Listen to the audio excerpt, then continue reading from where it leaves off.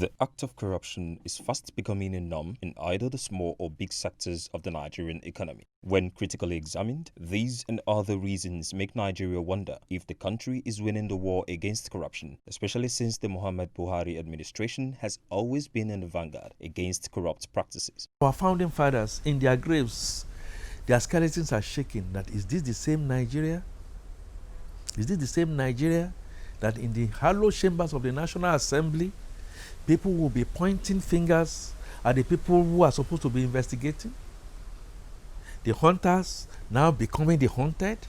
It's not a Nigeria that he left. We were pursuing armed robbers with then gun or with this small machine gun or double barrel. It is now in Nigeria where cybercrime became the order of the day. It's not even just cybercrime, high-powered. Fighting against corruption is more holistic than what we have had so far with this government.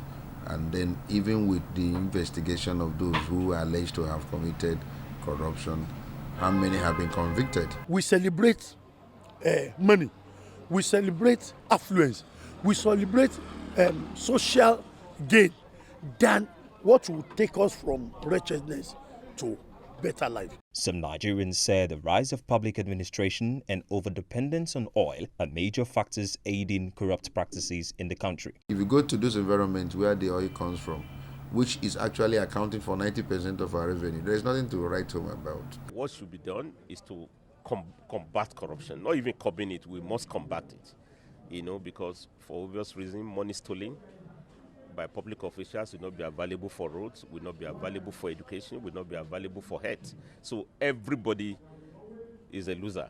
We've seen some money recovered here and there, but I had expected that there should be a holistic approach. We should also be thinking of reforming other sectors that are not performing instead of just hinging the fight against corruption on EFCC. I had expected us to look at the police also, find a way of reforming the police and ensuring that they join, in this fight. Do you know that if we utilize all the money we generate in this country to develop our basic infrastructure and in human capital development, this country will be one of the best countries in the world. Nigerians, irrespective of tribe, religion, and race, are advocating for more change agents to fast-track a better and a more prosperous nation. We want to start from the home.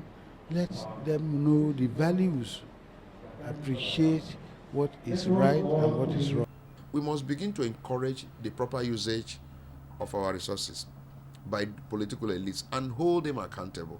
Provide jobs. Get the youth engaged. And let's find a way to step aside and mentor the youths and get there to those capacities. It does not matter where anybody comes from. Are you competent? Do you have the capacity? Do you have the character? And do you have a listening and compassion? What everybody wants is good governance. Governance in the private sector, governance in the public sector. That must happen. Religious leaders must step up to come up with sermons, teachings that would that will address the issue of corruption in Nigeria.